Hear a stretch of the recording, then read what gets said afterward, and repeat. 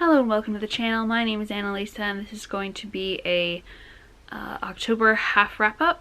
I'm going to go pretty much in the order I read these books, which is also going to be from Latinx Heritage Month to witchy books for October to Gothtober to Palestinian books. So first we have How to Turn into a Bird by Maria Jose Ferrada, translated by Elizabeth Breyer. This is about a man who goes to live in a billboard. He has a job that is keeping the lights on in the billboard, so he has some income while he does this. And it's told from the perspective of his nephew. And it is about humans not liking when other humans stick out and don't fit into the neat box of what people are supposed to act like, break the mold that is so carefully created by society. That can lead to violence. There's quite a bit about unhoused people in here as well. It's fairly short, 215 pages, and it's a lot of the words don't fill up the pages like this, so it was a quick read. And yeah, as someone who is attracted to unconventional lifestyles because of autism and asexuality, I think it's really important, and I thought it was really well done. 5 stars. Bindelpunk Bruja by Desideria Mesa. I love this. This is set in the Roaring 20s in the US. Our main character is a flapper. Style-wise, she is also Latina, but passing as white. So she has kind of 3 lives that she keeps separate. She keeps her familial life, where her name is Luna, separate from her white passing life, where she is named Rose. And as Rose, she both has a day job where she works for a newspaper and her nightlife where she owns a speakeasy. So this is during Prohibition and in Chicago, so nobody actually enforces Prohibition there unless they feel like it. So there are various mobsters who control different areas and businesses, and she has to contend with them as the owner of the place she runs her speakeasy out of is a mobster, and she's also working on saving enough money to get a fancier place where she can serve higher end clientele and make more money and have a bit more safety. But in order to get a loan, she needs a male co-signer. Additionally, she's a bruja. She has always struggled with her magic. She can't get it to work very well on very many things. She is best at using it to charm people, so she can manipulate people's thoughts and read their motivations, and give them psychological nudges when she kisses them. And so it's about all these journeys and all these different lives and their complications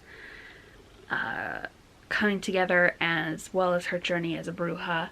And I really loved it a lot. I loved the setting and the concerns of a speakeasy owner, and the Latina representation and the queer representation, the witchiness. It's just all so lovely, and I gave Bindelpunk Bruja 5 stars. Then I listened to the audiobook of Once and Future Witches, which I knew was written by a white woman, and I was worried it would be white feminism-y, but it does talk about, it's set during the suffrage movement in a little bit of an alternate history where Salem was burned down because there were witches in power there, and New Salem is a place that is very scared of witchcraft and also equates suffragists with witches, which was a thing that they did in real life in the US, and probably other places.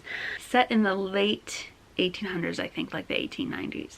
And it does talk about how the suffragist movements excluded black women, were generally very racist. and has a black woman love interest. I can't speak to that representation, but I didn't see any of the red flags that I've been taught about. So there are a couple of romances that I liked very much, but the primary relationships are between these three sisters who were separated as tweens and meet again in New Salem when they are drawn together at a suffragist rally where something magical happens. They were all kind of brokenhearted by what separated them and all feel like they betrayed each other. So they have a hard time coming together to work together to solve their various problems. But they love each other very much, and I really love the sisterhood in this. And there's the biological sisterhood between them, but there's also a sisterhood that they form with other witches, and there's also a theme about how knowledge is power that I really loved, and how disseminating knowledge is one of the most revolutionary things you can do. And I had a lovely time with all the magic and the characters, and I really enjoyed how the audiobook narrator was able to create a different voice for each of the four main women without any of them being annoying voices. So 5 stars to that as well. Then we have for Gothtober, M is for Monster. This is about Frances reanimating the corpse of her sister after her sister dies when helping her with an experiment. Except when the corpse comes back, she has no memories that the sister would have, and also she doesn't really have the personality traits of the sister. So it's about Frances wanting M to be her sister Maura, but that not being who she is, and expectations and pressures, and M being afraid that Frances will take her apart and try to reanimate the body again if she doesn't pretend that she really is Maura. So yeah, horror elements, but body horror is kept to a minimum, and it's a lot about love and family and identity. And I really like the illustrations. They are all monochrome, but with shades of green instead of grayscale. Then an odd one out, Talking Is Not My Thing by Rose Robbins. This is about an autistic, non-speaking cat and her brother cat who does talk, and how our main character is able to communicate without words, and how she needs help with some things, and that's just a normal part of life. Yeah, another for the list of picture books that make it really easy to explain to small children how other children are different from them, and give representation to people who, to kids who can be like, she's just like me. Then our Palestinian books. I talked about a couple of these briefly, but I'm going to go more in depth. Squire by Sarah Alfageh and Nadia Shamas is a story about Asa is Ornu. The Ornu have been colonized by the Beit Seji Empire, and her family is very poor, and when she goes to sell her fruit that her family has harvested at the market, a lot of people treat her badly and say she must be cheating them because she's Ornu. But she sees this opportunity when a recruiter comes to town and wants people to join the army, and says if you become a squire, which is kind of like an officer instead of a enlisted person, you get rights of citizenship and money, and basically get to be treated as a person instead of as an Ornu. But a lot of the people who are going into the military are not going to be Ornu. So her family knows that if she joins and is openly Ornu, people will treat her badly. So she covers up her distinctive tattoos and enlists. I really like the art style, and she starts making friends and frenemies. Elena's First Adventure and The First Test by Tamora Pierce vibes, with all the training montages and different relationships between the characters who are all training together, but also a lot of vibes like Prism Stalker, which is another graphic novel about a oppressed person joining the military of the empire to further their goals of colonization. I have a favorite character. It is this character. She's the big buff lady character, which is very much my vibe.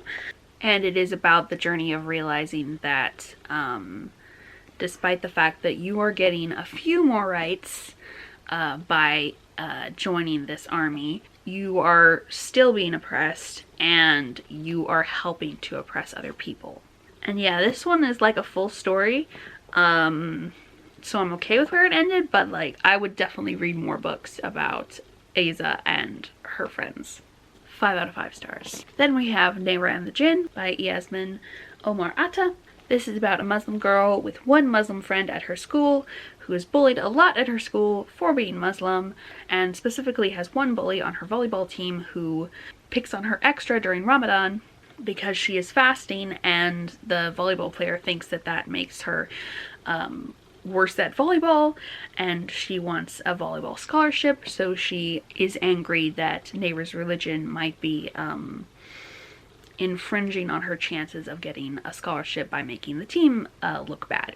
Her family don't understand, or are kind of jerks about it, and then she joins a Muslim forum that is about sharing stories and legends of their heritage with each other. And on there, she meets a jinn who comes through the computer and attaches to her and is her new friend. This kind of causes struggle with her old friendship, and she starts kind of reaching out to other people and making more new friends, which puts more strain on the relationship. A lot of the illustrations are in shades of pink or purple. Those are some of my favorite colors. And it's about friendship and forgiveness. 4.5 stars. Then we have The 29th Year by Hala Alyan. I had a bit of a hard time with this one. I understood not very many of the poems in their entirety. I want to understand like individual stanzas. A lot of them are very art made with words more than like communication with words. So I had a little bit of a hard time with that. It might also be that there's just some forms of poetry that I'm not as familiar with. But the parts that I did understand were very interesting, and I'm glad that I read it. 4 stars. So that's what I read in the first half of the month. I'm not feeling too great right now. In addition to the horror that is going on for the Gazan people, I also am having personal grief to deal with, and also shifting my focus from what I plan to do this month into doing a lot of activism work. All of a sudden kind of upset my autistic brain that likes to plan things ahead, and also hyper empathy is not always useful in these situations. Doing what I usually do in situations where my hyper empathy is hurting me, I put my feelings in a box, compartmentalize the feelings. I've also put my grief feelings in a box, and every once in a while you open the box and you feel the feelings, and then you close the box so that you can go about your daily life. And in the case of activism on social media, I look at a post, feel the feelings that the post evokes, then put those feelings in the box, share the post, and maintain my compassion separate from my empathy. Figure out what your boundaries need to be, and like how often you're able to check in and share things without it being overwhelming. Lots and lots of links below, so go check those out. And if you haven't watched my specific Free Palestine video, you might want to check that out as well, because it explains a lot of the links and gives a brief overview of the beginning of what happened, and yeah, points out a lot of resources and action items. So bye! Hello, Adenine and Lisa here. I just want to draw your attention to the description once again. It has more links. than what I've had previously, and a couple of the new ones are a lot of links to free books about Palestine and by Palestinians that you can get if you can't afford to buy or your library doesn't have them. Also, I want to let you know about the Liberate with Literature reading challenge hosted by Black Book Talk and Black Romance Connoisseur specifically. And it has some prompts, and it's all about reading books by Palestinians and Muslims about raising money.